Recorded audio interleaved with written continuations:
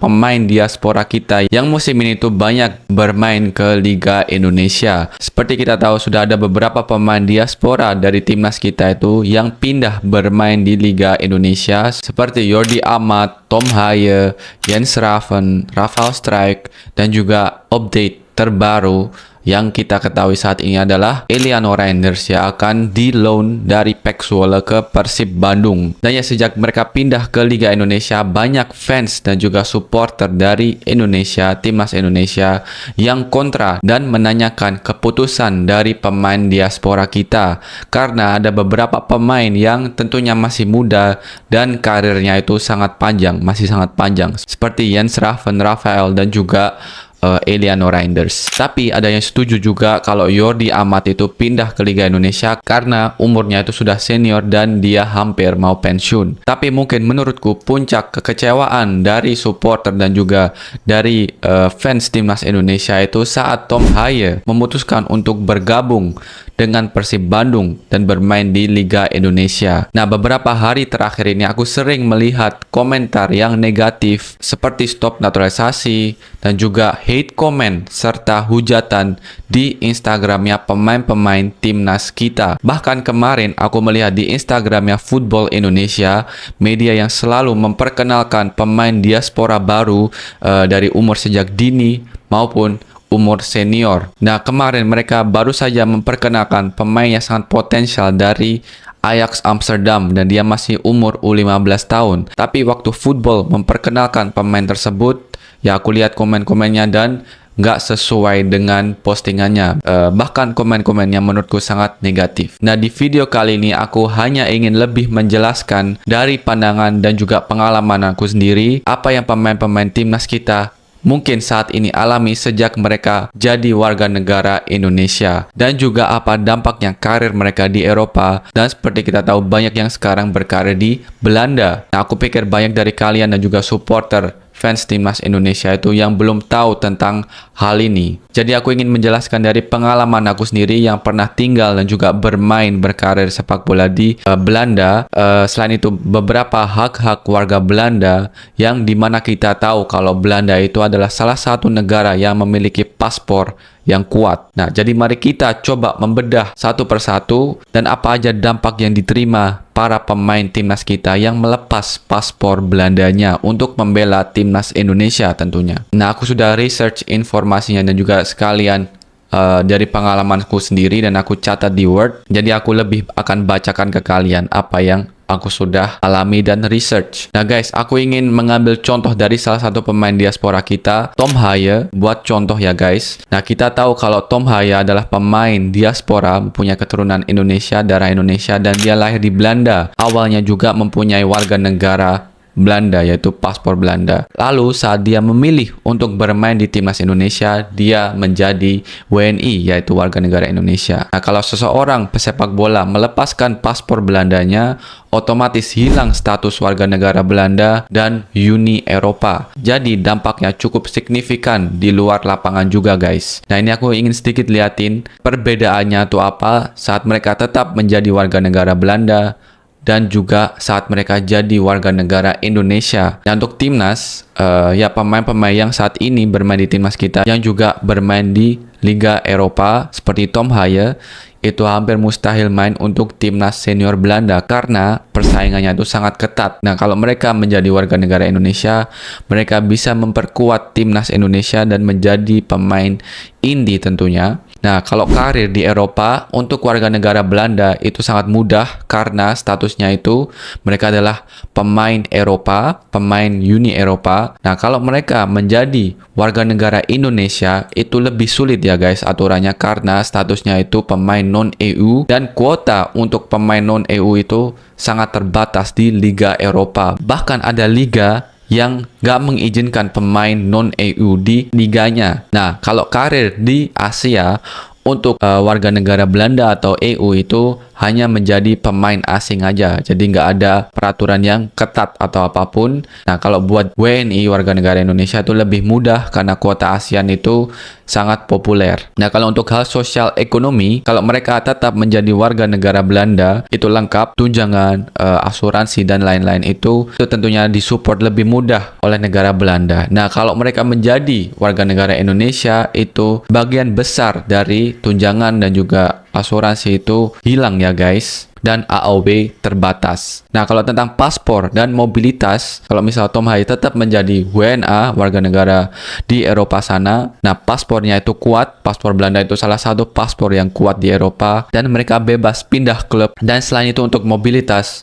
190 negara itu bebas visa. Jadi mereka nggak butuh buat visa kerja lain lagi ketika mereka pindah klub di negara lain. Nah, kalau pemain tersebut menjadi warga negara Indonesia, otomatis paspornya lebih lemah ya guys, nggak sekuat Belanda dan kurang dari 70 negara bebas visa. Dan tentunya mereka harus mengajukan visa kerja untuk bisa bermain di klub Eropa. Nah, untuk pensiun di Belanda, jika pemain tersebut tetap menjadi warga negara Belanda, itu semuanya aman dan penuh bila tinggal lama. Kalau mereka menjadi warga negara Indonesia, ada juga tapi terbatas dan rumit untuk klaim pensiun Belanda. Selanjutnya, dampak negatif bagi pemain pesepak bola Belanda yang jadi warga negara Indonesia. Nah, yang pertama itu kehilangan hak Uni Eropa. Pemain dengan paspor Uni Eropa yang mempunyai paspor Eropa itu bisa bebas bermain di klub-klub Eropa tanpa dianggap pemain asing. Setelah ganti paspor ke Indonesia, mereka dianggap sebagai pemain non-EU di Liga Eropa. Klub-klub top Eropa biasanya membatasi jumlah pemain non-EU. Artinya peluang kontrak di Eropa juga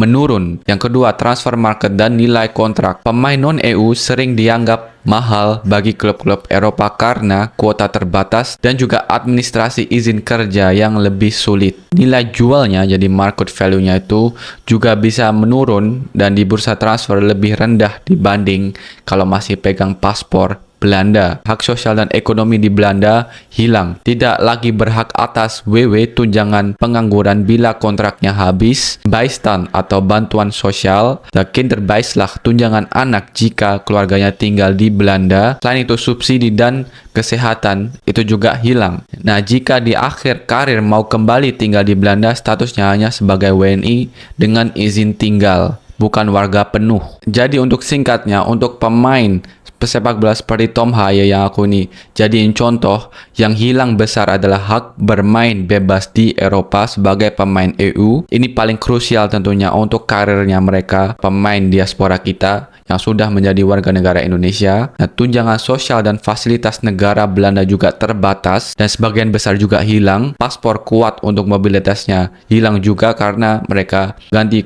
dengan paspor Indonesia yang menjadikan itu lebih lemah ya guys dari paspor Belanda. Yang masih bisa didapatkan itu pensiun Belanda dari masa tinggal kerja lama dan juga boleh tetap main di timnas Indonesia. Nah, aku juga mau kasih contoh ke kalian beberapa kuota pemain non-EU yang boleh di beberapa negara tentunya. Nah, itu yang pertama itu dari Liga Spanyol ya. Ini untuk aturan non-EU di liga-liga besar Eropa. Klub hanya boleh mendaftarkan 3 pemain non-EU di skuad utama.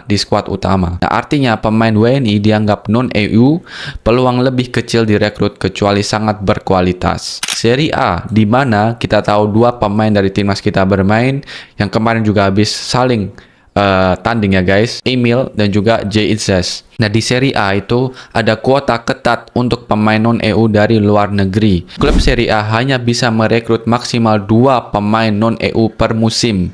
Itu pun dengan syarat tertentu. Jadi pemain dengan paspor Indonesia akan susah masuk kalau bukan bintang yang besar. Jadi kita sangat bersyukur ya guys, Emil dan juga J.Izes itu masih mendapatkan tim di Liga Serie A. Nah, Ligue 1 di Liga Perancis, klub hanya boleh punya 4 pemain non-EU dalam skuad. Jadi ini mungkin lebih ringan, dan ada pengecualian untuk pemain dari negara-negara Afrika, Karibian tertentu karena perjanjian Cotonou. Tapi Indonesia tidak termasuk. Jadi mungkin Ligue 1 itu lebih ringan peraturannya. Nah, kalau untuk Bundesliga, Liga Jerman ini lebih longgar karena klub boleh punya banyak pemain non-EU, tapi tetap ada batas di level regional Liga bawah. Namun untuk izin kerja tetap ada syarat gaji minimum dan kualitas. Jadi buat di Liga Jerman itu lebih longgar, tapi masih tetap harus pemain yang berkualitas jika dia non-EU dan ingin bermain di Liga Jerman. Nah, kalau buat Liga Premier League, Liga Inggris,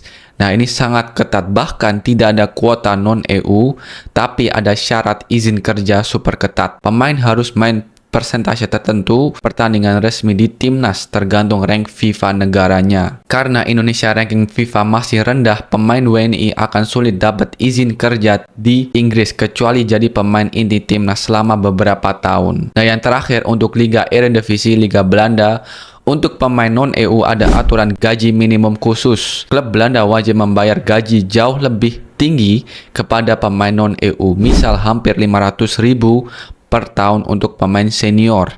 Akibatnya pemain non-EU jarang direkrut kecuali benar-benar pemain bintang. Misal Tom Haye asli Belanda, kalau ganti paspor ke Indonesia justru akan sulit balik main di Belanda karena dianggap non-EU. Jadi pemain dari timnas kita yang sudah menjadi warga negara Indonesia ingin bermain di Belanda, nah klub-klub itu wajib menggaji mereka itu minimum 500.000, dan itu bukan gaji yang rendah ya guys, itu udah termasuk pemain yang bagus itu ya, nilainya tinggi juga. Makanya itu pemain-pemain yang non-EU bermain di Liga Belanda itu harus benar-benar pemain bintang dan bagus. Nah, kesimpulannya untuk pesepak bola, contohnya Tom Haye, paling merugikan kehilangan status EU player bikin sulit berkarir di Eropa.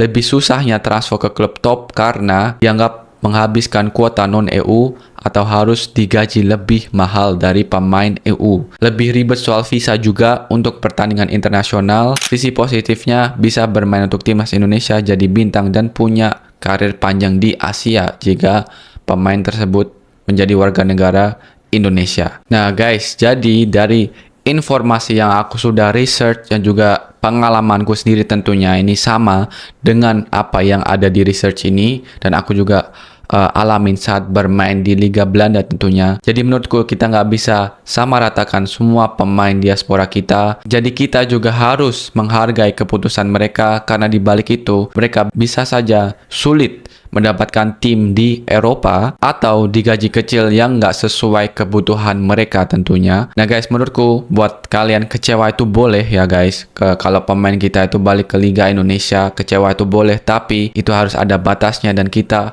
jangan sampai mengganggu hidupnya pemain timnas kita atau bahkan menghujat hate comment yang nggak perlu. Apalagi sampai talent-talent diaspora kita itu sampai dihujat padahal mereka itu nggak balik ke Liga Indonesia atau ya nggak ada berita kalau mereka akan dinaturalisasi. Dari situ mereka bisa memiliki pandangan yang buruk tentang Indonesia. Dan kita juga harus tahu dari informasi yang aku berikan ini tadi, pemain dari timnas kita itu memutuskan untuk membela timnas Indonesia itu bukan keputusan yang gampang guys, karena mereka sebelumnya menjadi warga negara Eropa di mana semuanya itu dimudahkan buat mereka untuk berkarir tentunya, dan saat mereka menjadi warga negara Indonesia mereka memilih dengan hati mereka untuk membela timnas Indonesia. Mereka harus tinggalkan semua itu dan harus tentunya lebih kerja keras, lebih berusaha untuk bisa berkarir di Eropa. Nah, kalau mereka saat ini memutuskan untuk berkarir di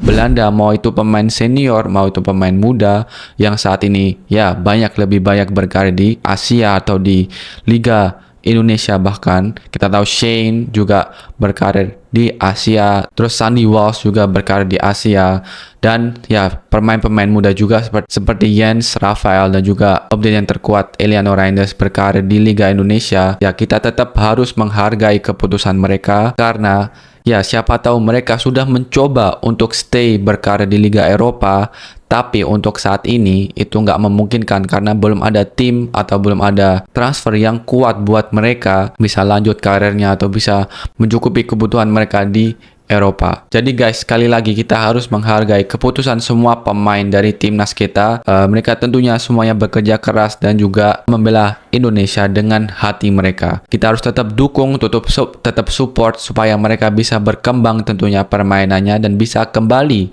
Semoga pemain-pemain muda timnas kita bisa kembali berkarir di Liga Eropa. Jadi guys, itulah yang aku ingin sampaikan dan jelaskan di videoku kali ini. Semoga dengan videoku kali ini kalian lebih terupdate dan juga lebih paham tentang situasi pemain timnas kita dan juga mungkin alasan kenapa mereka itu memilih untuk balik ke Liga Asia dan juga ke Liga Indonesia.